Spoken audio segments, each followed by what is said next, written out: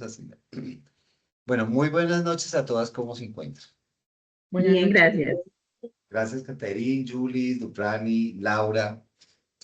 Bueno, nosotros somos estudiantes del área de psicología. Estamos desarrollando esta actividad con todo el tema de las tipologías familiares y cada uno de nosotros va a hablar sobre algún avance que se haya tenido con la tipología familiar que cada uno de nosotros escogió, avance a nivel nacional o que se relacione con cambios o aseguramiento de los derechos humanos. Entonces, a cada una de ustedes, pues, bienvenidas y vamos a darle la palabra entonces a Laura, que nos va a hablar sobre el tipo familiar multiespecie. Bienvenida, Laura. Muchas gracias. Buenas noches. Mi nombre es Laura Garzón. Les voy a hablar de la tipología familiar multiespecie.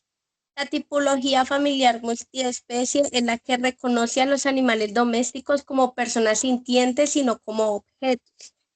Les da un rol en la familia y les reconoce sus derechos jurídicos, éticos y afectivos. En avances de los derechos humanos tenemos la Ley 1774 del 2016, la cual representó un cambio trascendental porque reconoce los animales como seres sintientes y no como simples objetos, a lo cual nos indica que los animales deben recibir protección contra el sufrimiento y el dolor. Además, quien maltrate o cause la muerte injustificada de un animal puede enfrentar penas de prisión de 12 a 36 meses, junto con multas económicas. Más allá de lo jurídico, lo que plantea la norma es un deber ético y social para ver los sujetos con cuidado y respeto. Hay que tener en cuenta que los animales ya adoptan un rol ya como hijos simbólicos, como compañía, y pueden también afectar en las decisiones familiares. Esto nos da a entender que el concepto de familia ha sido modificado pues a través de los tiempos, ya que inició como la familia nuclear y continuó pues ya como la familia multiespecie, lo cual nos puede representar que el amor va más allá del humano. Muchas gracias. Laura, muchísimas gracias, muy amable. Bueno, seguimos con la tipología, tipo de familia unipersonal. Este tema lo desarrollé y el enfoque que les traigo a cada uno de ustedes y al equipo acá de trabajo es sobre el tema internacional, sobre el tema de derechos humanos.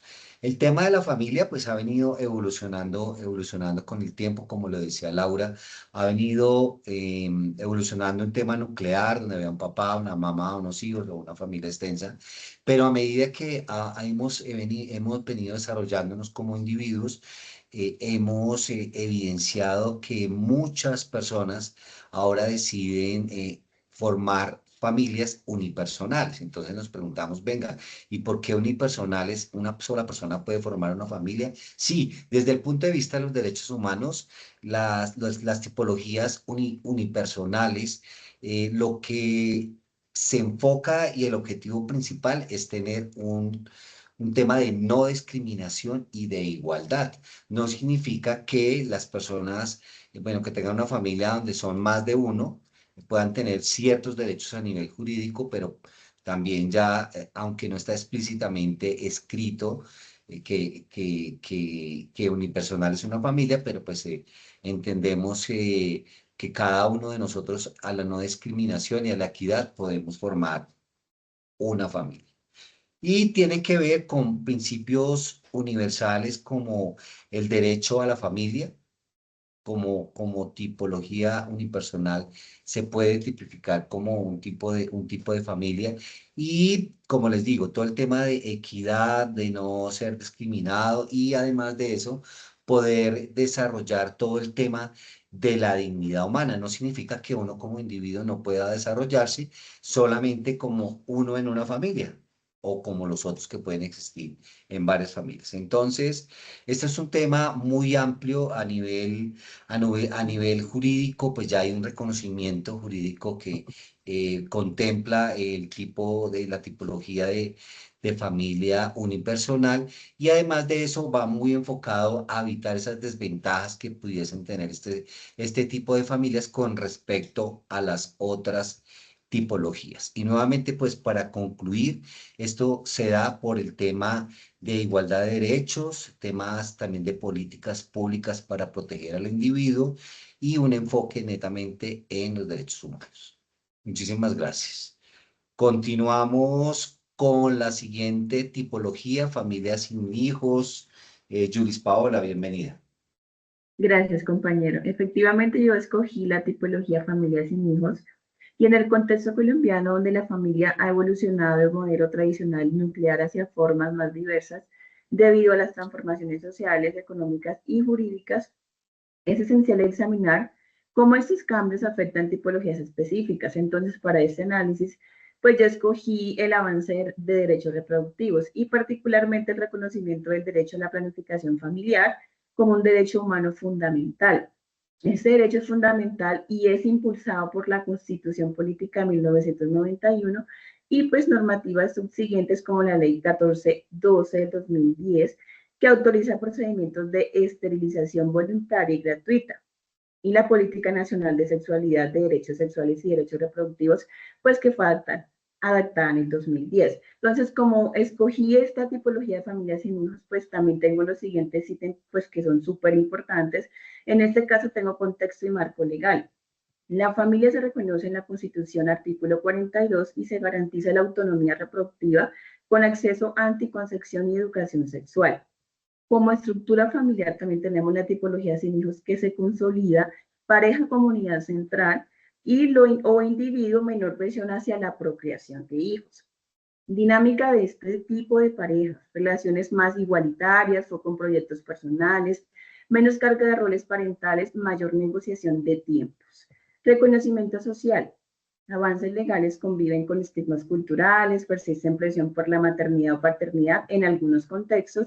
Y por último, el bienestar y retos, mayor autonomía, calidad de vida, retos, redes de apoyo en la vejez y la prevención de la soledad, también relevante en el acceso a salud mental. Listo. Gracias. Muchísimas gracias, Julie Paola, por tu intervención. Y bueno, seguimos con el tipo de familia homoparental y nos va a acompañar Dufrani con la explicación. Bienvenida, Dufrani. Gracias. Las familias homoparental han comenzado a tener mucha visibilidad en los últimos años dentro de las personas gay, también como lesbianas, gracias a la técnica de fertilización, así saben la mayoría de las aperturas de las leyes como el matrimonio igualitario que tiene un poco falsificado. Pues vemos que algunas leyes como la ley del 14 de 2006 sobre técnica de producción de manera aislada de los niños puede registrarse directamente con dos madres, pero solamente cuando las madres son casadas. También encontramos que la ley de 3 de 2007 de 15 de marzo es regulada científicamente como registrar de la mención relativa al sexo de las personas. El artículo 7 de la ley de 14 de 2006, entre 50 y 70% de las personas de los jóvenes homosexuales desean prevenirse padres en el futuro. Países como árabes, Rusia y China, pues todavía son no son como tan experimentados en esas leyes, en esas igualdades como la homosexualidad, la bisexualidad y la transexualidad. Vemos que la ley del 1094, Código de la Infancia y Adolescencia del 2006, y el sexo expone los criterios que deben ser tenidos en cuenta por quienes desean participar en dichos procesos según la Corte Constitucional colombiana. Encontramos algunos números bien importantes. Dicen que del 998 adultos que habían sido criados por gays y lesbianas en Estados Unidos, siendo mayoritariamente hijos de familias heterosexuales. También encontramos en el 2010 matrimonios del mismo sexo, ya sean regulados en varios países del estado. Muchas gracias. Gracias, Dufrani, por tu intervención. Bueno, continuamos con el tipo de familia nuclear. Nos va a explicar la compañera sobre este tipo de familia. Bueno, muchas gracias. Buenas noches. Mi nombre es Catherine Clavijo. Bueno, lo que tiene que ver con respecto a la familia nuclear es aquella compuesta por una pareja de adultos, tradicionalmente padre y madre, y está compuesta por hijos biológicos o adoptados, uno o más en esta familia. Se considera que es el modelo o la tipología de familia tradicional, y es como el modelo más aceptado socialmente. Sin embargo, la familia nuclear ha venido teniendo diversos cambios, como ustedes compañeros los han venido mencionando, familia sin hijos o familia multiespecie. Sin embargo, la familia nuclear sigue manteniendo como el ejemplo para un bienestar en general. Yo hice contraste de la familia nuclear con respecto a los derechos de la niñez. Digamos que diferentes estadísticas han mostrado que la niñez con este tipo de familia es donde se presentan más problemáticas, debido a que la familia nuclear no diferencia tanto la diversidad y demás. Por eso, acá en Colombia exactamente, el reconocimiento de los derechos de la niñez tiene un punto de partida con la Ley Séptima de 1979, con la creación y la reorganización del Instituto Colombiano de Bienestar Familiar, quienes son los que realmente reconocen a la niñez como sujeto de derechos en Colombia. Desde esta ley, pues tiene todo un punto de partida donde los niños efectivamente tienen voz y voto, donde se reconocen los derechos de los niños y los deberes también, y así se ha venido garantizando que en la familia nuclear pueda tener un bienestar. Dentro de los ejemplos más importantes con respecto a las problemáticas de los derechos de los niños tiene que ver con maltrato infantil, explotación, también tiene que ver con todo este tema patriarcal, porque de alguna manera la familia tradicional tiende a ser un poquito patriarcal, donde pues papá es como el que más tiene voz y voto, y esto también pues afecta mucho lo que es el desarrollo emocional y social de los menores. También podemos reconocer la ley 2388 del 2024, una de las más recientes, donde se reconoce que de todas maneras en Colombia la familia nuclear es el modelo donde más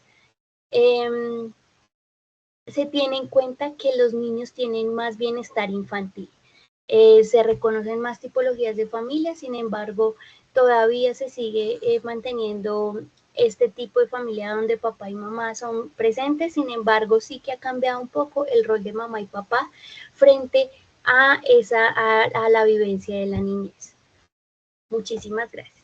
Bueno, Catherine, muchísimas gracias. Y a cada una de ustedes, muchísimas gracias. Mire, como conclusión de estas tipologías y el temario que cada uno de nosotras y nosotros hemos desarrollado, podemos concluir, uno, que estas tipologías de familia van muy encaminadas a tener unos derechos, a cumplir unos deberes, y lo importante es a tener una protección por parte del Estado y también poder articular todas estas políticas públicas para fomentar la igualdad de derechos para todas estas familias y sus integrantes. Muchísimas gracias a cada uno de ustedes. Feliz noche.